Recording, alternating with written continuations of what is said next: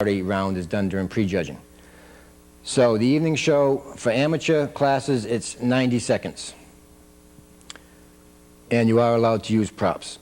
We're going to have a couple of routines later. That's basically just to see how your stage presence, how you flow to music, the entertaining part of the show, more than muscularity and density. When we get into lady fitness, round one will be the athletic routine. On lady fitness, we're going to have the routines 90 to 120 seconds. So you've got a minute and a half to 2 minutes on your routine. Again, that's on athletic ability, difficulty. Most of the routines will consist of dance, aerobics, gymnastics, martial arts, so on. Props may be used, and the judges are looking for strength, flexibility, endurance, physical conditioning,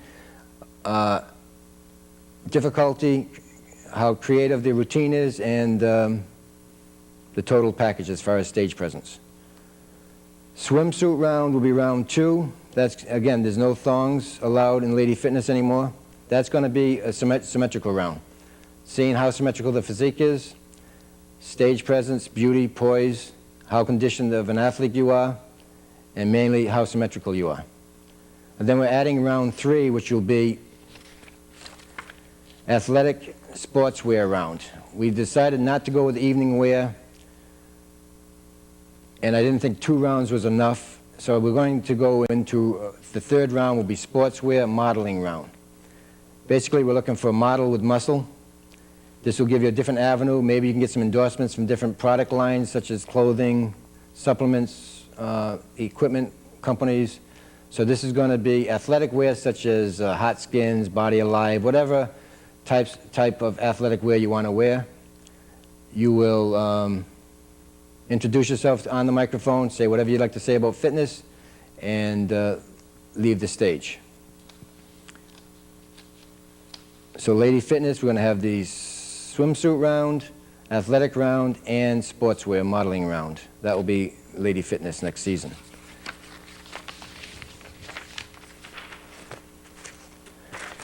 Pro bodybuilders, again, the prejudging will be the same poses, and the evening routine can go up to 2.5 minutes. Now these are our best natural bodybuilders, and this is during the pro shows, they're entitled to go up to 2.5 minutes during their routine. And again, the same thing, props are allowed.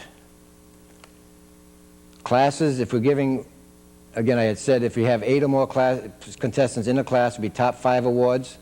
So we'll alter, when you're giving the awards, we're going to place you 5 on one side, 4 on the opposite side, 3 on the inside of 5, 2 on the inside of 3, and 1 in the middle. So the winner's always in the middle, and once you've gotten your awards, we'll hit a couple of group shots for the photographer. Then the winners should stay out there by themselves and hit a couple more shots for the photographer.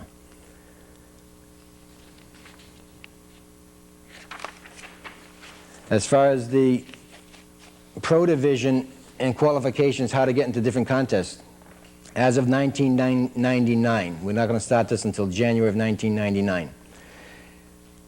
Some of these other rules are in effect now, but all the overall winners for the any state, capital, regional named contest, all the overall winners are entitled to apply for a pro card. During the Pro-Am America, the overall open amateur winner has to turn pro. Male and female amateur open amateur has to turn pro if they win the overall in the Pro-Am America. The junior national competitions, all the class winners are entitled to apply for a pro card. And also, if you're a winner in the Pro-Am America or an overall winner in the junior nationals, I've had some complaints about people stepping down and going into a regular state title. So if you do have a national title or a junior national title, you'll only be allowed to compete in those types of contests the following year. If you don't come back the following year and win in the national or junior nationals, then you may come back down into a regular state title. But if you are a national winner, you must only compete at the national or junior national levels. Memberships for the NABF by the year right now, for the amateur is $30. For the pro division is $50. Contests containing more than 40 contestants 1 week prior to the show, we won't allow any crossovers. We do allow crossovers at most contests because we don't have a lot of people pre-registering, and the promoter has to get enough classes filled, so we do let the masters and grandmasters, the teenagers or juniors cross over and go into the open category. But if people do pre-register early enough and the contest is big enough, we will not allow crossovers, so therefore more people will be entitled to get trophies. Lots of times you see the masters come down into the open, and the master division right now is a very strong division, so sometimes it's just as strong as the open or stronger. So if people do pre-register and we have enough contestants a week before the show, we won't allow anyone to do crossovers. So it would really help if people did pre-register. Okay, that's just a few of the things in the rule book. Again, if you do want a rule book for the NABF, all you have to do is call us here at Ocean State Fitness, and we'll send the rule book right out to you. Again, there's a lot more in the rule book than I'm going over right now, but I'm just trying to cover a few important notes. So let's get into pre-contest diet. What I do with most of my natural bodybuilders in the Northeast is I take them 16 weeks off from a show.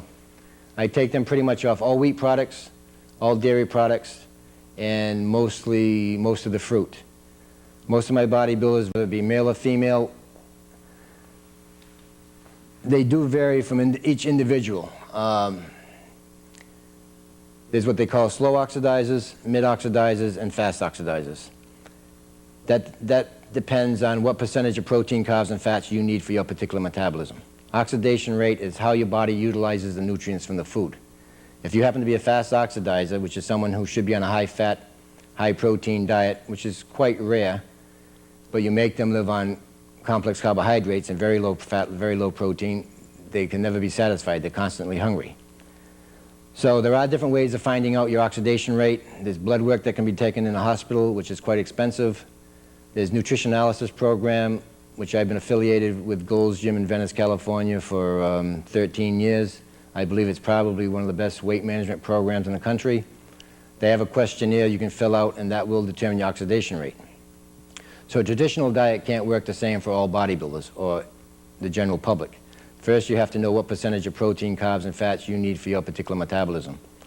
And for the most part, most people are mid to mid-slow oxidizers, so therefore they're on a relatively lower fat, lower protein, higher carbohydrate diet. But once you do determine your oxidation rate, then there's still different avenues where to get those sources of carbohydrates, proteins, and fats from. That's why on the bodybuilders, no matter what their oxidation rate is, I still take them off of all the wheat products, dairy products, and fruits, and I take them off 16 weeks before a contest. In the old days, we used to wait and do it maybe 8 weeks before a show, and we used to have to kill ourselves, starve ourselves, and eat down to a contest. Most of my bodybuilders pre-contest, I'm force-feeding them 2 or 3 days before the show. They're eating as much as they can possibly consume because they've got their metabolism working efficiently, and they come in much fuller and much harder, much more conditioned, and they feel much better. The old days, we did a lot of things wrong. Things have really changed over the last few years. So for the most part, again, the percentages will vary. The caloric intake will vary depending on how much lean muscle tissue you have and body weight. But generally speaking, most of the bodybuilders I work with, in the morning for breakfast, I would give them a choice of complex carbohydrate of either oatmeal or cream of rice, along with egg beaters or egg whites. A typical woman, 115, 120-pound woman, it would probably be 1 cup of oatmeal and 6 to 8 egg whites. A larger man would probably be double that. Each meal after that, for the most part, for complex carbohydrate, I would ask them to eat either potato, yam, sweet potato, or rice, or more oatmeal or cream of rice for complex carbohydrate. For fiber, lots of fresh or frozen salads or steamed vegetables. And protein, again, large amounts of white fish has the least amount of fat, large amounts of egg white, protein powder, or a moderate portion of skinless, boneless chicken breast, turkey breast, or a smaller portion of extra lean red meat. And most of the bodybuilders, I have them eat between every 2 to 3 hours. If you want to supplement some of your food meals with meal replacement drinks, then you should mix them with water. There's a lot of good whey protein drinks, egg white protein drinks, a lot of different companies out there with several different varieties of meal replacement drinks. But for the most part, make sure they're fairly high in protein. There's a lot of controversy as far as very high-fat diets. For some people, it works fine. I find a lot of people, the last few days, I do put them on a high-fat diet. If they come in real conditioned a week or two before the contest, then it allows me to increase their caloric intake. And then they're going to come in much fuller and hotter. So if you give yourself plenty of time to get ready for your contest, at least 16 weeks, start eating clean, you're going to find it to be much easier at the end. Most of my bodybuilders, I do have them fat load Thursday or Friday before a contest. I find that to be very important so they don't over diet, they don't come in too flat. I don't play around much. If I have a bodybuilder who looks really good and a week out from the show, I don't even carb deplete or carb load anymore. I just have them eat the way they've been eating. If they're retaining any fluids, then I will back down the sodium a little bit. If they're not retaining much water in the lower back or wherever, then I don't even touch the sodium. Depends on each individual. I don't have any of the bodybuilders dehydrate. Any medical book in the world will tell you if you deprive your body of fluids the last few days, then your body's going to retain water. So I have them drink at least a gallon of water on Friday and sip on water as needed the day of the contest. I may ask them to bring in a little bit of herbal tea or caffeine the last few days as a natural diuretic. But again, that depends if the person is retaining any fluid or not. So nutrition is the most important part of the competition. Everybody looks great in the gym, but when you get under the lights, if you're not really conditioned and hard, then you're not going to do as well as you think you should do. The judges are judging what they see on the stage that day, not what you look like in the gym the day before or the day after the contest. Lots of bodybuilders put on 10, 15, 20 pounds over the weekend after the show, and they go to the gym Monday morning and they look much better. That's probably because they've over-dieted. So again, you've got to eat clean, non-processed foods for long periods of time, and but don't deprive your body of calories. There's no need of a man 180 pounds being on a 1,500 calorie diet anymore. I mean, they should be on 3,000 or 4,000 calories if you do it right. So make sure you start your diet at least 4 months before a contest. Off-season, pretty much the same thing. You get the serious bodybuilders who off-season, they basically eat the same types of foods year-round. They may even force-feed themselves much larger quantity, and they can have the cheat days here and there and do very well. You get the part-time bodybuilders who just diet for a few weeks before a contest, and then off-season they go back to fast food and processed foods, and they never do quite as well as the people who lead a natural bodybuilding lifestyle year-round. So not to say off-season you can't go out and enjoy yourself and fat load, you should. And also off-season, as far as